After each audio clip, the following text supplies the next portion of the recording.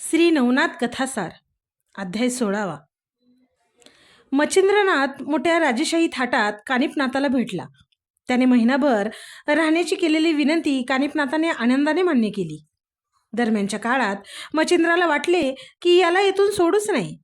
हा जर येथून गेला तर याला नक्कीच कधी ना कधी माझा शोध करणारा गोरक्षनाथ भेटेल. त्या भेटीत हा गोरक्षाला माझा ठाव ठिकाणा सांगेल. त्यामुळे गोरक्ष येथे येऊन मला घेऊन जाईल. असे न होण्यासाठी कानिफला येथून बाहेर पडताच येणार नाही असे काहीतरी करावे. त्यासाठी त्याने कानिफला मोहात गुंतवण्याचे ठरवले. त्याला मोहात पाडण्यासाठी मच्छिंद्राने एकापेक्षा एक असणाऱ्या अनेक सुंदर स्त्रिया पाठवल्या.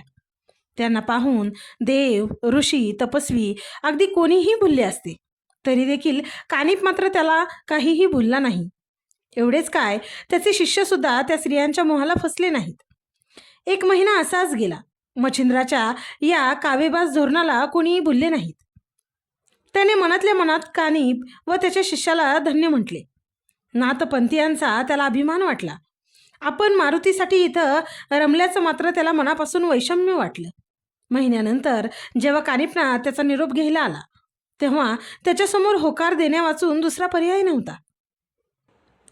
त्याने भरपूर द्रव्य, हत्ती, घोडे, कणाती, तंबू, राहुट्या, शिबिका, रत्ने, मोती आदी उपयोगी वस्तू मोठ्या प्रमाणात त्याला निरोपाच्या प्रसंगी दिल्या.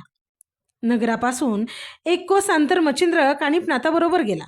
तेथे जय जयकाराच्या मोठ्या गजरात दोघांनी एकमेकांचा निरोप घेतला.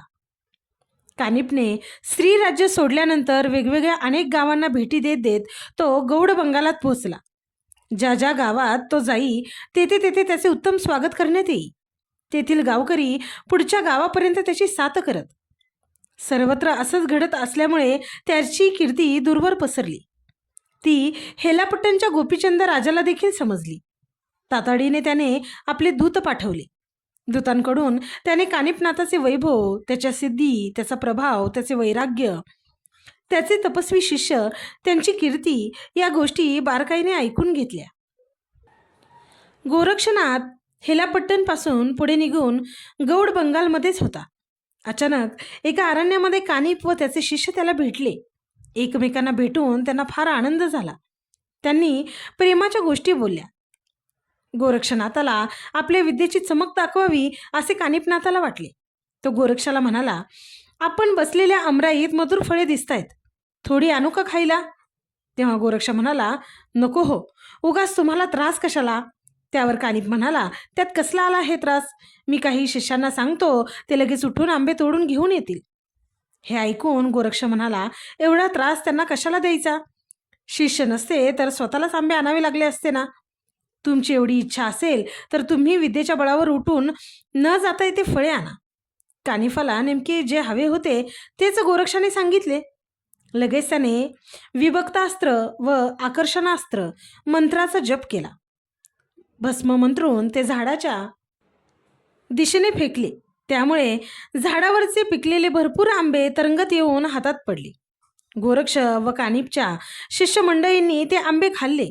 ते तृप्त झाले. हात धुतल्यानंतर, तोंड पुसल्यानंतर गोरक्षनाथालाही आपल्या विद्येची चुणूक कानिफनाथाला दाखवावीशी वाटली. त्यानेही कानिफने वापरलेल्या विभक्तास्त्र व आकर्षणास्त्र याच 2 अस्त्रांचा प्रयोग करून त्यापेक्षाही लांबचे आंबे आणले. बळबळच त्यातील आंबे सर्वांनी खाल्ले, पण भरपूर आंबे उरले. सर्वांनी तृप्तीचा ढेकर दिल्यानंतर गोरक्ष कानिफला म्हणाला, आता हे आंबे परत झाडावर लावून ठेवावे. ते ऐकून मात्र कानिफ पुरता गडबडला.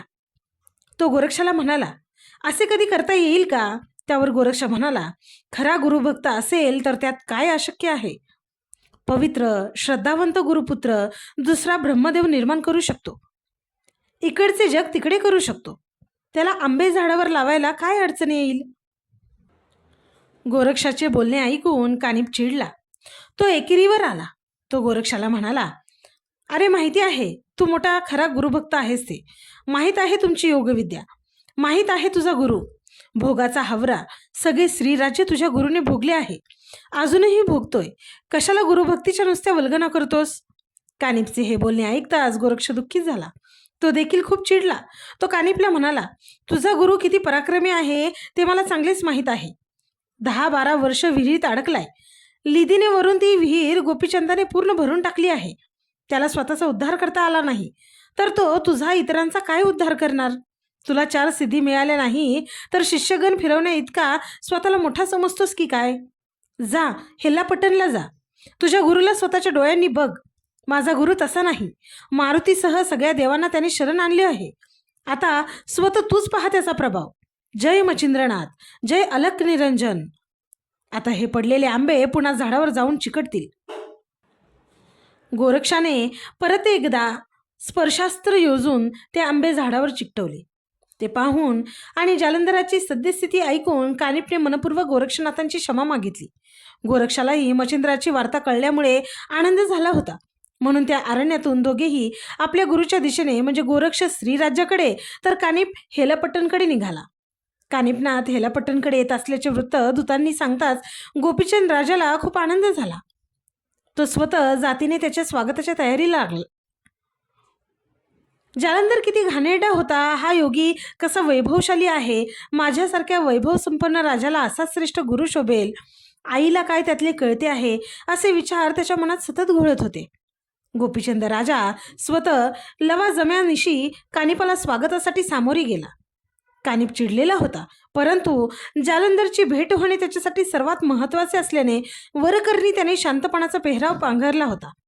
कानिप दिसताच राजाने त्याचे स्वागत केले. त्याच्या पायावर लोटांगण घेतले. त्याची भरपूर स्तुती करून त्याला राजवाड्यात नेली. तरीही कानिप शांत होता. राजाने जेव्हा त्याच्याकडे अनुग्रह मागितला तेव्हा मात्र त्याचा संयम संपला. तो लगेच राजाला म्हणाला, मूर्ख आहेस तू. तू ज्याचा खरा अनुग्रह आतापर्यंत घेतला पाहिजे होता त्याला तू पुरून ठेवले. घोड्याची लीद चेन यांनी त्याला तू गाडले आहेस आणि आता माझ्याकडे लोटांगण घालून काय होणार आहे? राजा हे ऐकून घाबरला. भीतीने त्याची गाळण उडाली. त्याने वारंवार माफी मागितली, संतांच्या दयाळू वृत्तीची उदाहरणे दिली. म्हणून कानिपने त्याला अभय दिले व त्याला घेऊन तो आपल्या तंबूत गेला. राजा कानिपचा पूर्ण संवाद मैनावतीच्या दासींनी ऐकला होता. त्या धावतच मैनावतीकडे गेल्या. त्यांना सगळा वृत्तांत मैनावतीला सांगितला. मैनावती अत्यंत दुःखित अंतकरणाने पुत्र गोपीचंदाला भेटली. त्याला खूप टाकून बोलली. राजाने तिची सुद्धा क्षमा मागितली आणि कानिपचा राग शांत करण्याची तिलाच विनंती केली. मुलासाठी कोणतीही आई काहीही करायला नेहमीच तयार असते. मैनावती तर पुत्रप्रेमी होती. लगेच ती कानिपला जाऊन भेटली. तिने त्याला ती जालंधरची शिष्या असल्याचे सांगितले. त्यावर कानिप तिला म्हणाला, एवढी तू जालंधर शिष्या स्वतःला म्हणत असताना तुझ्या पुत्राला असं वागताना तू अडवलं का नाहीस? हीच का तुझी गुरुभक्ती? त्यावर लगेच ती म्हणाली, गुरुबंधू, मी तुझी बहीण आहे. मी काय सांगते ते आता ऐक. मला ही गोष्ट आतापर्यंत मुळीच माहीत नव्हती.